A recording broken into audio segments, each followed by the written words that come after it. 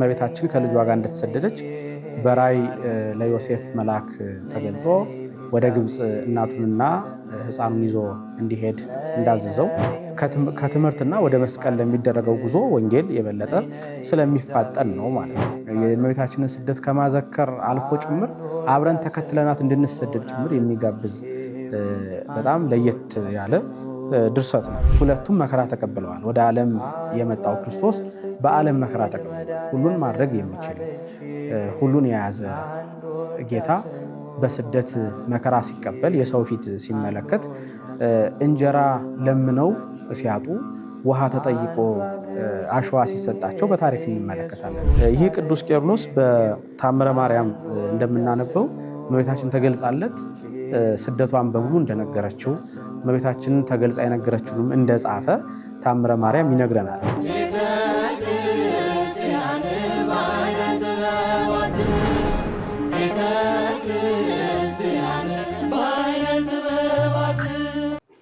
በስመ አብ ወወልድ ወመንፈስ ቅዱስ አሐዱ አምላክ አሜን።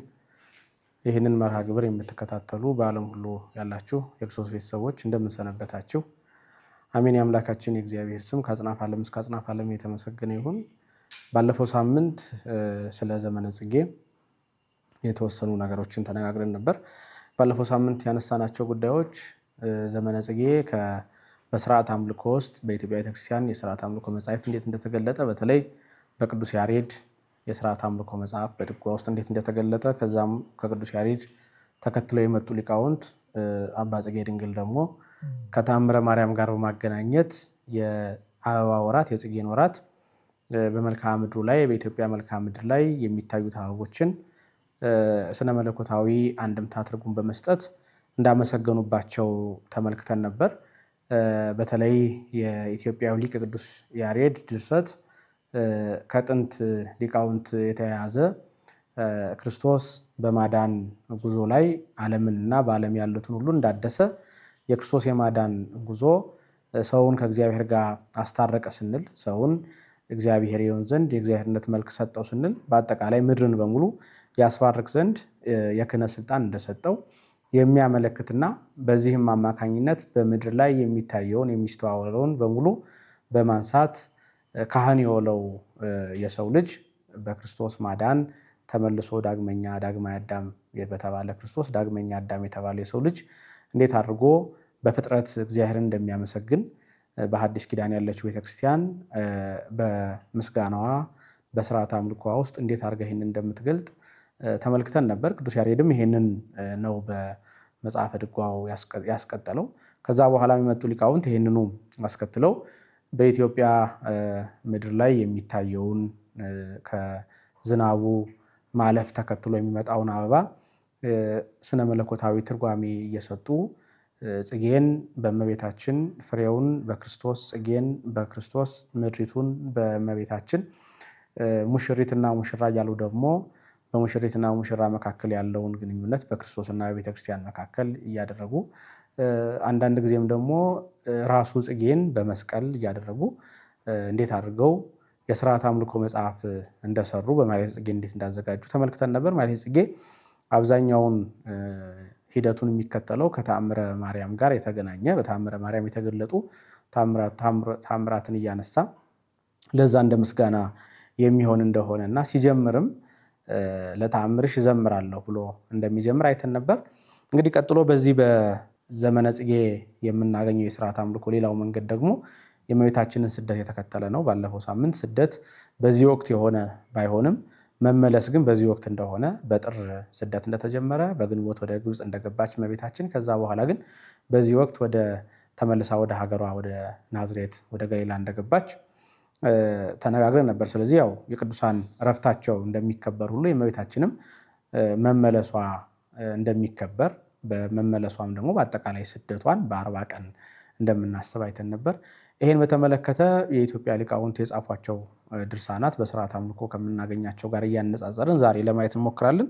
ያው ባለፈው ሳምንትም ሰቆቃወ ድንግል የተባለ ድርሰት በዚህ ወር እንደሚቆም በማኅሌት እንደምንገለገልበት፣ በተለይ ደግሞ ከሰኞ እስከ ቅዳሜት ባለው ጊዜ በመጀመሪያው ክፍል የማኅሌቱ ክፍል ሰቆቃወ ድንግል እንደሚቆም፣ ከዛ በኋላ ጽጌ ተረኛ እንደሚሆን ወይም ደግሞ ከጽጌ አንዱ መልክ እንደሚደርስ በሌላው ከቀዳሚት ለእሑድ ደግሞ ባለው የማህሌት አገልግሎት ደግሞ በተለይ በእሑድ ማህሌት አገልግሎት ደግሞ የማህሌተ ጽጌው ተረኛ ሆኖ ከሰቆቃወ ድንግል ደግሞ አንድ እንደሚደርስ ተነጋግረን ነበር። ስለዚህ ይሄ ሰቆቃወ ድንግል ድርሰቱ ከምን የመጣ ነው የሚለውን ዛሬ ለማየት እንሞክራለን። በዛውም ደግሞ በኢትዮጵያ ቤተክርስቲያን ስነ ጽሑፍ ውስጥ የእመቤታችን ስደት እንዴት እንደተገለጠ ለማየት እንሞክራለን። እንግዲህ ስደትን ስንመለከት በወንጌል እመቤታችን ከልጇ ጋር እንደተሰደደች በራእይ ለዮሴፍ መልአክ ተገልጦ ወደ ግብፅ እናቱንና ሕፃኑን ይዞ እንዲሄድ እንዳዘዘው በዚህም አማካኝነት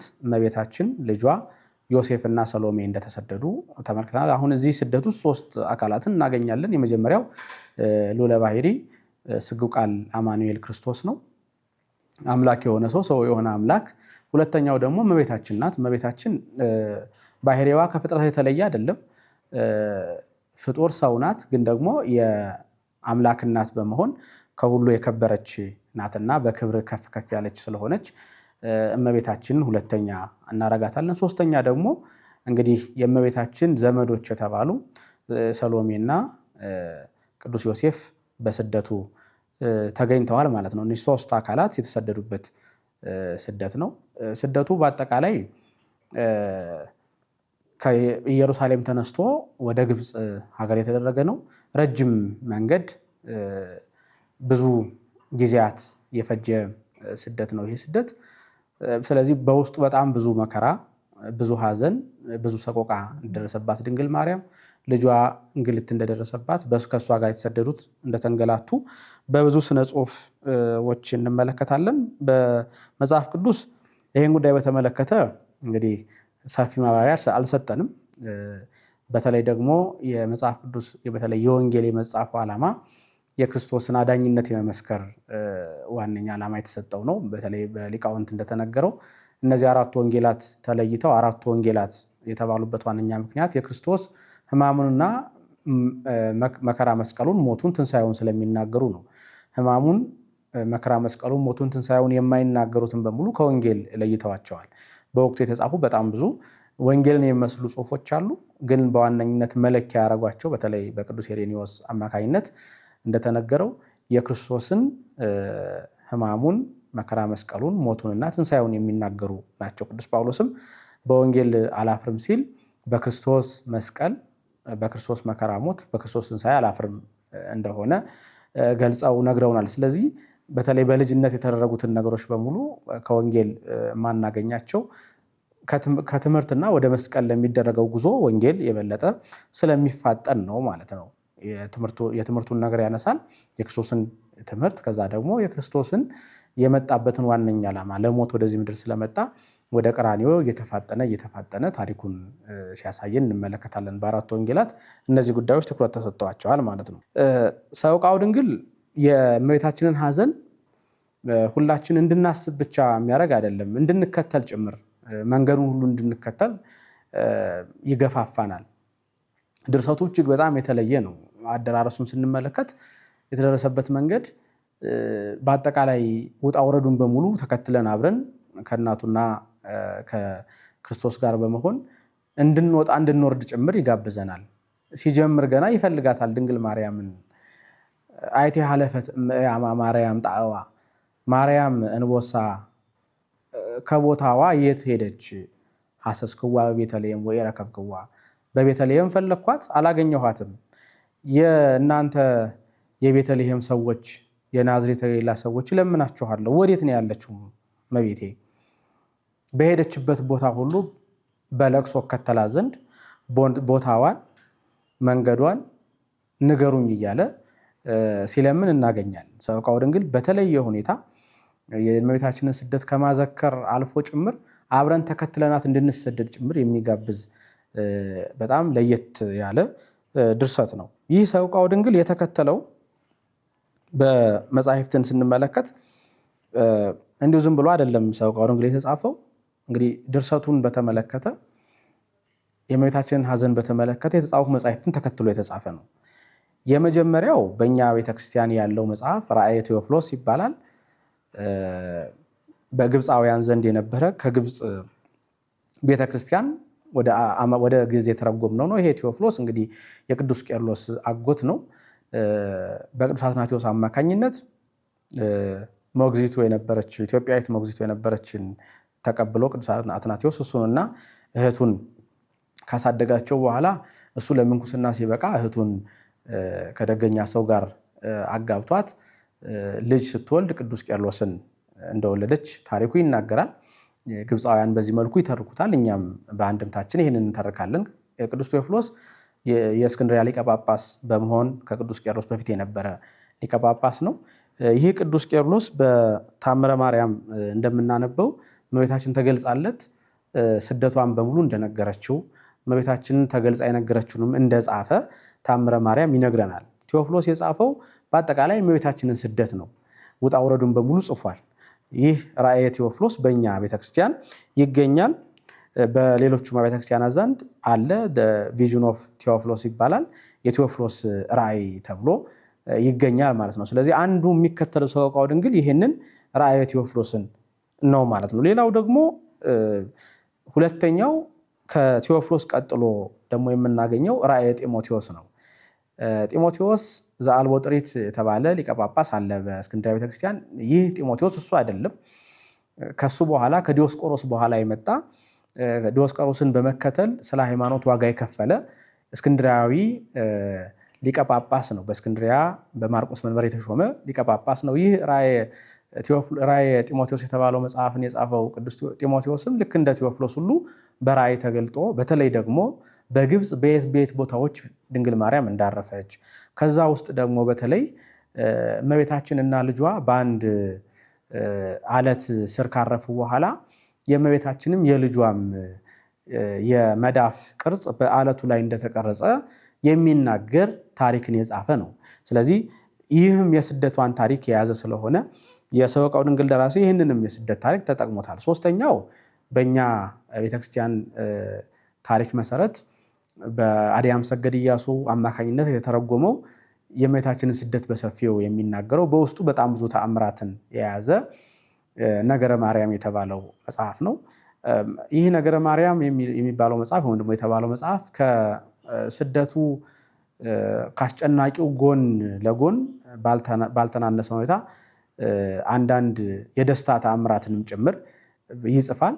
በዋነኝነት ግን የራእየ ቴዎፍሎስ መጽሐፍ ለስደቷ ለዚህ ለሰቆቃወ ድንግል ደራሲ መነሻ እንደሆነ ብዙ መነሻዎችን እያዩ መጽሐፉንና ሰቆቃወ ድንግልን እያዩ ቢመለከቱት በጣም ብዙ ታሪኮች በሰቆቃወ ድንግል በግጥም መልክ እንደተቀመጡ ማስተዋል ይቻላል ማለት ነው። ሰቆቃወ ድንግልን ደራሲ በተመለከተ እንግዲህ አንዱ መነሳት ያለበት ባለፈው አባ ጽጌ ድንግል ወይም አባ ጽጌ ብርሃን ከአባ ገብረ ማርያም ዘደብረሃንታ ጋር በመሆን አባ ጽጌ ድንግል የደረሱት የምንለውን ማኅሌተ ጽጌ እንደደረሱ ተመልክተን ነበረ። የሰቆቃወ ድንግል ደራሲን በተመለከተም የተወሰኑ ነገሮችን ማየት ያስፈልጋል፣ ከእነሱም በረከት እናገኝ ዘንድ። እነዚህ በአጠቃላይ አራት አባቶች ተጠቅሰዋል። በዋነኝነት የመጀመሪያው አባ ገብረ ኢየሱስ ዘደብረ ሞጊና ነው። ሁለተኛው አባ አርከስሉስ ነው። ሶስተኛው አባ ጊዮርጊስ ሰግላዊ ወይም አባ ጊዮርጊስ ዘጋስጫ ነው። አራተኛው ደግሞ ቆላሹም ዮሐንስ የሚባል አባት ነው። እነዚህ አራቱ የተጠቀሱበት ምክንያት አለ፣ እንዲሁ ዝም ብሎ አይደለም። የመጀመሪያው አባ ገብረ ኢየሱስ ዘደብረ ሞጊናን ስንመለከት እንግዲህ ሞጊና የሚባለው ገዳም ያለው በዚህ በሰሜን ጎንደር ነው። በዛ አካባቢ ያለ ትልቅ በበረሃ ያለ ገዳም ነው። የገዳሙ መስራች አባ አብሳዲ ትልቁ ይባላሉ። በጣም ብዙ ገቢረ ተአምራት ወመንክራት እየሰሩ ታላቅ መናኛ አባት ናቸው። እንግዲህ በዛ የሚኖር አባ ገብረ ኢየሱስ የተባለ አባት ይህንን ድርሰት እንደደረሰው በተለይ ዶክተር ስርግው ሀብለስላሴ የኢትዮጵያ ቤተክርስቲያን አማርኛ መዝገበ ቃላት በሚባል መጽሐፋቸው የቃል ትውፊትን በመጥቀስና በዛ አካባቢም ደግሞ በብራና ተጽፎ ስለተገኘ ከዛ በመነሳት አባ ገብረ ኢየሱስ ናቸው የደረሱት ብለዋል። አባ ገብረ ኢየሱስን በተለያየ ድርሰቶች አናገኘውም። እዚህ ቦታ ላይ ብቻ ነው የተጠቀሰው። ሌላው አባ አርከስሉስ ነው። አባ አርከስሉስ እንግዲህ በኢትዮጵያ ቤተክርስቲያን በጣም የሚታወቀው በአርኬ ደራሲነቱ ነው። አርኬ በመጽሐፈ ስንክሳር ውስጥ ከሰማዕታቱ ከቅዱሳኑ ታሪክ በኋላ ያንን የሰማዕቱን የቅዱሱን ታሪክ በመነሳት ባለ 5 ስንኝ ግጥም መሰል ቅኔ ማለት ነው አርኬ የምንለው ይህ አርኬ በአባ አርከ ስሉስ የተጻፈ ነው። አባ አርከ ስሉስ የመምህር ዘደብረ ወርቅ ይለዋል። የደብረ ወርቅ መምህር የነበረ በ15ኛው መቶ ክፍለ ዘመን የተነሳ እጅግ በጣም ሊቅ ታዋቂ ደራሲ ነው። ሌላው መላምት ደግሞ የአባ ጊዮርጊስ ሰግላዊ ወይም የቅዱስ ጊዮርጊስ ዘጋስጫ ድርሰት ነው የሚሉ ሊቃውንትም አሉ። ጊዮርጊስ ዘጋስጫ በጣም በኢትዮጵያ ስነ ጽሁፍ ታሪክ በቤተክርስቲያን የስነ ጽሁፍ ታሪክ ውስጥ በጣም ጉልህ ሚና ካላቸው ቅዱሳን አባቶቻችን መካከል ነው። ብዙ ድርሰቶች ደርሷል። በተለይ በግጥም የተደረሱ በጣም ብዙ መጻሕፍቶች አሉት። የግጥም ሀብቱ በጣም የሚያስደንቅ ነው። በተለይ በእንዚራ ስብሐትና በሆተ ብርሃን ድርሰቶቹ የምናገኛቸው የግጥም የስንኞቹ ብዛት በጣም ከፍ ያለ ነው። ስለ እመቤታችን የደረሰው መጽሐፍ ላይ የምናገኘው እና ከዚህ በመነሳት እንዲሁም ደግሞ በዚህ በታምረ ማርያምና ታምረ ኢየሱስ ካነበብን በኋላ ዲያቆኑ በመርገፍነት የሚያዜመው ሴብ ጸጋኪ የተባለ ድርሰት አለ። የእመቤታችንን ነገር የሚያወሳ ነው። ለየዘመኑ ለየክፍሉ የተደረሰ ምስጋና ነው። በዚህ ውስጥ በቁስቋሙ ምስጋና በተለይ የእመቤታችንን ስደት በተመለከተ በሶስት ስንኝ አድርጎ የገጠማቸው ግጥሞች ከሰውቃወ ድንግል ግጥሞች ጋር በሐሳብም በቃልም ጭምር የሚገናኙ ስለሆኑ ከዚህ በመነሳት የአባ ጊዮርጊስ ዘጋስጫ ድርሰት ነው ያሉ ሊቃውንት አሉ። ሌላው ግን ልናስበው የሚገባ የአባ ጊዮርጊስ ዘጋስጫ በተለይ አነስ ሲል 3 ከፍ ሲል ደግሞ 7 12 ስንኞች ያሉት ግጥም በመግጠም ይታወቃል እንጂ ባለ 5 ቤት ግጥም ሲገጥም አናየውም በመጽሐፍቱ ላይ እና ከዚህ የተነሳ እሱ አይደለም ብለው የጠረጠሩም ሊቃውንት አሉ። በመጨረሻ የምናገኘው በኢትዮጵያ ስነ ጽሁፍ ታሪክ ብዙ ስሙን የማናገኘው በተንቤን አውራጃ ባለች በአንዲት ገዳም ይኖር የነበረ ቆላሹም ተንቤን ማዕረጉ የሚል ማዕረግ መጠሪያ ያለው ቆላሹም ዮሐንስ የተባለ አባት ነው። እንደ አባ ሀደራው የሚባል ቤተክርስቲያን በተገኘ ስዕል ውስጥ በተለየ ሁኔታ የእሱን ደራሲነት የሚያሳይ ነገር በስዕሉ ላይ ተጽፎ ይገኛል። ይህ አባት በ17ኛው ክፍለ ዘመን የነበረ አባት እንደሆነ ጽፈዋል ብዙ ሊቃውንት። እንዲህ ይላል ጽሁፉ ላይ በምስሉ ላይ የሚገኘው ጽሁፍ ዘከማ አስተዳለ ወብራ ወቀለመ ለጽሔፈ ሰቆቃወ ድንግል ቆላሹም ደራሲሁ ይላል። ደራሲው ቆላሹም ዮሐንስ ለሰቆቃወ ድንግል ድርሰት ብራና እንደዳመጠና ቀለም እንደበጠበጠ የሚያሳይ እንደማለት ነው እና ከዚህ በመነሳት ይህ አባት እንደደረሰው የሚናገሩ ሊቃውንትም አሉ። እነዚህን አባቶች ማንሳት የሚያስፈልገው እንግዲህ ድርሰቱን ካነሳን አይቀር አንደኛ ከነሱ በረከት እንቀበል ዘንድ በነሱ በኩል እንድንለምን፣ ሁለተኛ ደግሞ ስራቸውንም ለማስታወስ ነው። እንግዲህ ስማቸው ቤተክርስቲያን እንዲነሳ እነዚህን አባቶች ማስታወስ ግድ ይላል ማለት ነው። ስለዚህ እነዚህ 4 አባቶች በመላምትነት ተቀምጠው እናገኛለን። ቤተክርስቲያን ግን ድርሰቱን በስርዓት አምልኮ የተጠቀመችበት ትገኛለች። ድርሰቱም እጅግ በጣም በሚገርም ሁኔታ ምዕመናን የራሳቸውን ሕይወት ከድንግል ማርያም ስደት ጋር እያገናኙ የድንግል ማርያምን ስደት ከነሱ ከሚገጥማቸው ፈተና ጋር እያገናኙ ሕይወታቸውን እንዲመረምሩ እንዲያስቡ በዓለም ላይ ምን የከበረ ሰው ቢሆን ወልደ እግዚአብሔር ክርስቶስን መሆን የሚችል ሰው የለም። በዓለም ላይ ምን የከበረች እመቤት ብትሆን የሁላችን መጠጊያ የሁላችን እመቤት የሆነች ድንግል ማርያምን ማከል የምትችል ሴት የለችም። በዚህ ስደት በዚህ ጭንቅ ውስጥ ግን ሁለቱም መከራ ተቀብለዋል። ወደ ዓለም የመጣው ክርስቶስ በዓለም መከራ ተቀብሏል። ሁሉን ማድረግ የሚችል ሁሉን የያዘ ጌታ በስደት መከራ ሲቀበል የሰው ፊት ሲመለከት እንጀራ ለምነው ሲያጡ ውሃ ተጠይቆ አሸዋ ሲሰጣቸው በታሪክ እንመለከታለን። እንዲሁም በዚህ በራዕየ ቴዎፍሎስ ውስጥ ከተጻፉ ታሪኮች መካከል አንዱ እመቤታችን በውሃ ጥም ስትቃጠል ውሃ ለመለመን ወደ አንድ ከተማ ትገባለች እና ውሃ እያወጡ የነበሩ ከጉድጓድ የሚያወጡ የነበሩ ሰዎችን ጠጋ ብላ እባካችሁ ውሃ ስጡኝ ትላቸዋለች። ይሄኔ ውሃ የሚያወጡት ሰዎች አሁን ያወጡትን ውሃ በትንሹ መስጠት ይችላሉ። እንግዲህ ምጽዋት መስጠት ለተቸገረ መድረስ ስላለ የሚደረግ ነገር አይደለም። ከፍቅር የሚመነጭ ጉዳይ ነው። ከልቦና የሚመነጭ ጉዳይ ነው። ለዚህ ነው ቤተክርስቲያን ስለ ሀብቱ ስለ ንብረቱ ስለሚሰጠው አይደለም ቤተክርስቲያን የምትጸልየው። በቅዳሴያችን ላይ ታስተውሉ ከሆነ ሐዋርያት የሰሩትን የመባ ጸሎት ካህኑ ሲያደርስ ብዙውንና ጥቂቱን የተሰወረውንና የተገለጠውን ሊሰጡ ሲወዱ ከሌላቸው ላይ ፈቃዳቸውን ተቀብለህ ይላል። ብዙውን ጥቂቱን ማለቷ ቤተክርስቲያን ሰው ብዙ ሰጠው ጥቂት ሰጠው ብሎ የሚያስበው ማለት ነው እንጂ ቤተክርስቲያን ብዙ ሰጠ ጥቂት ሰጠ ብላ አታስብም። ቤተክርስቲያን ምንም ቢሰጥ ሰው ትቀበላለች። የተገለጠውና የተሰወረውን መባሉም የተገለጠውም የተሰወረውም ለቤተክርስቲያን አንድ ነው፣ ክብሩም አንድ ነው። ብዙም ጥቂቱም ክብሩም አንድ ነው። በመጨረሻ ደግሞ ሊሰጡ ሲወዱ የሚሰጡት ከሌላቸው ላይ ትላለች ቤተክርስቲያን።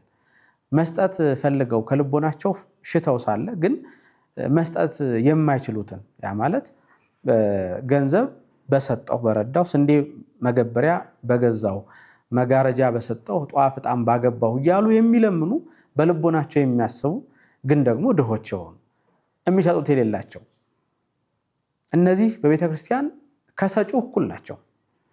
ለዚህ ነው ፈቃዳቸውን ተቀብለህ ብላ የምትጸልየው። ፈቃዳቸውን ተቀብለህ የልቦናቸውን መሻት ተፈጽምላቸው ዘንድ ትላለች።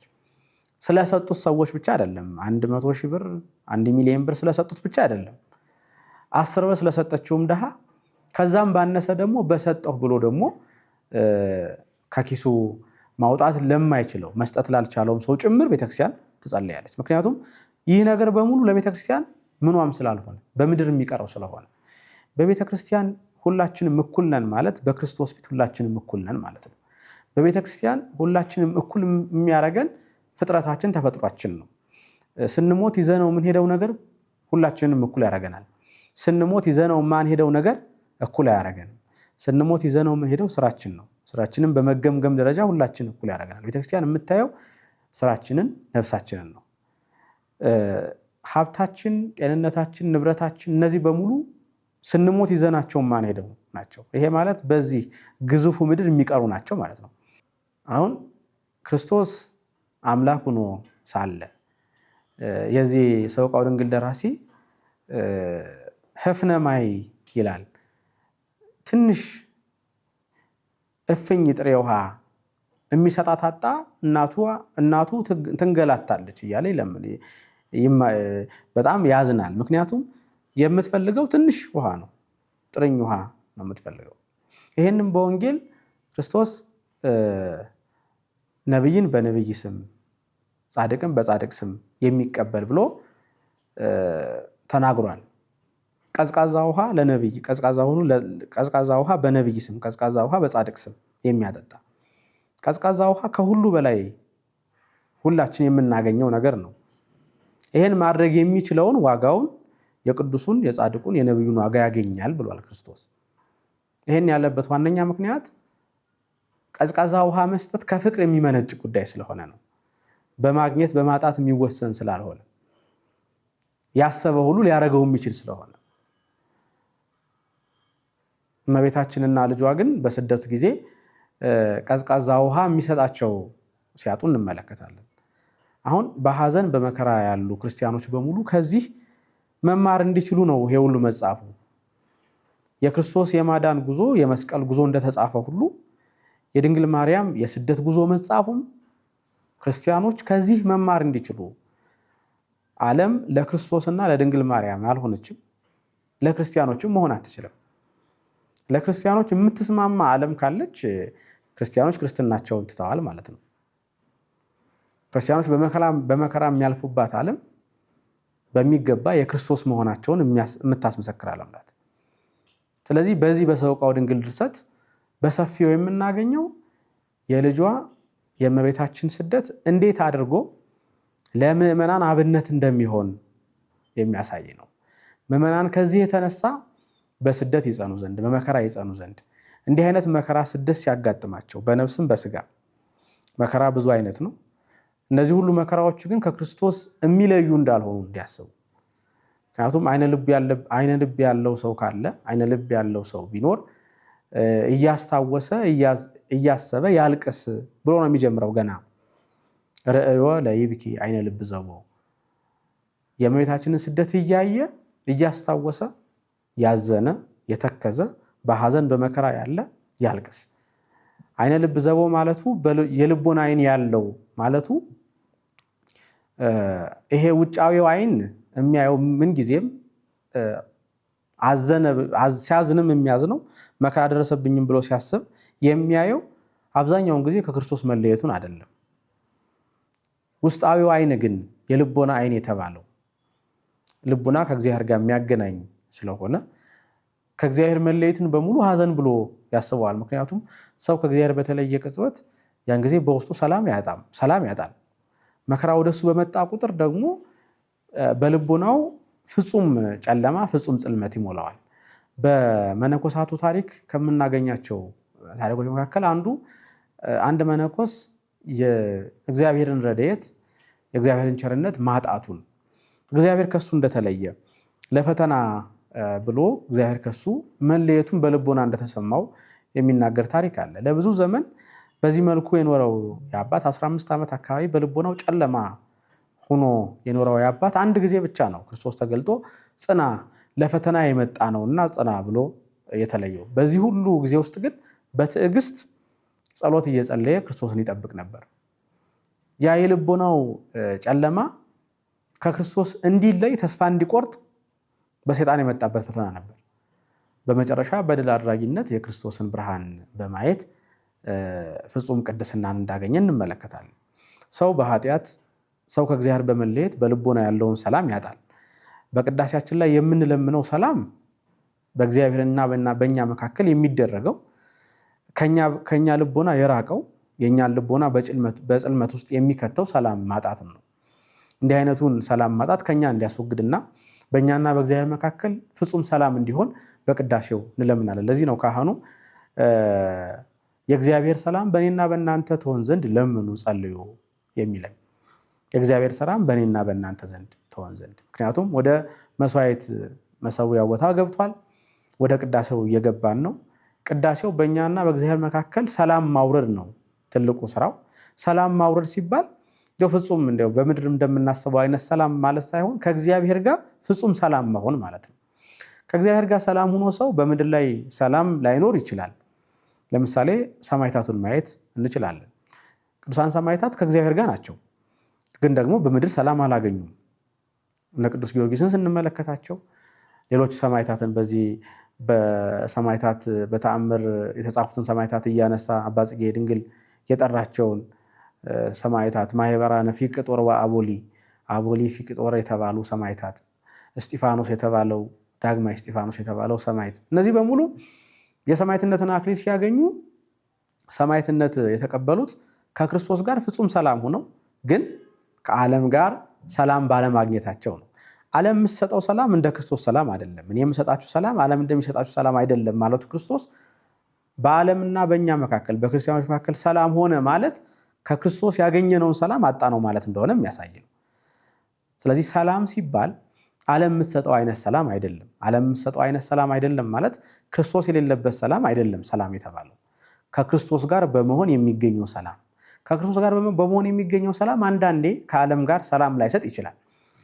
ይሄ የሆነበት ምክንያት ዓለም ከክርስቶስ ተጻራሪ ስለምትሆን ነው። ሰማዕታቱን ለምሳሌ ያጋጠማቸው ይሄ ነው። እነሱ ከክርስቶስ ጋር ናቸው፣ ፍጹም ሰላም አላቸው፣ ግን በዓለም ሰላም ማግኘት አልቻሉም። በሰማዕትነት በብዙ ስቃይ ከዚህ ዓለም ወደዛኛው ወደማያልፈው ዓለም እንዲሄዱ ሆነ። በዚህ መካከል ግን ሰላም አላጡም፣ የክርስቶስ ሰላም ከነሱ ዘንድ ስላለ። ስለዚህ በዚህ ስደት የሰበቃው ድንግል ደራሲ አንዱ የሚያሳስበን የእመቤታችንን ስደት ስንመለከት ስናስብ የእመቤታችን ስደት ከክርስቶስ በመለየት የመጣ ስደት አይደለም። ከክርስቶስ ጋር በመሆን የተሰደደችው ስደት ነው።